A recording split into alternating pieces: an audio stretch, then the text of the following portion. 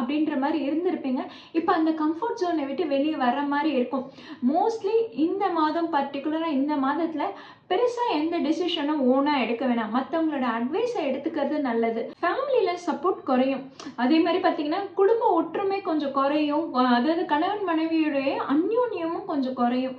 அதனால நீங்கள் வந்து விட்டு கொடுத்து போகிறது நல்லது. பழைய பவர், பழைய அந்த எனர்ஜி இருக்கான்னு கேட்டால் கண்டிப்பாக இல்லைன்னு தான் சொல்லணும்.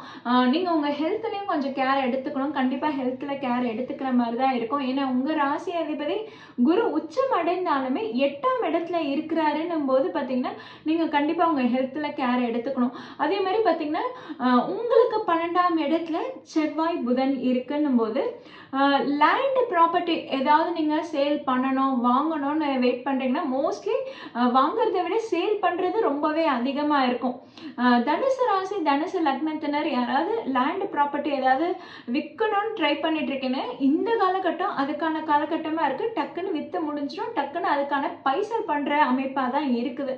ஓகேங்களா? அதே மாதிரி உங்களுக்கு 2ஆம் இடத்துல வந்து குருவோட பார்வை, உங்கள் ராசி அதிபதியோட பார்வை விழுதுன்னும் போது உங்களுக்கு அது மூலமாக வரக்கூடிய பண வரவுகளும் ரொம்பவே நல்லா இருக்குங்க.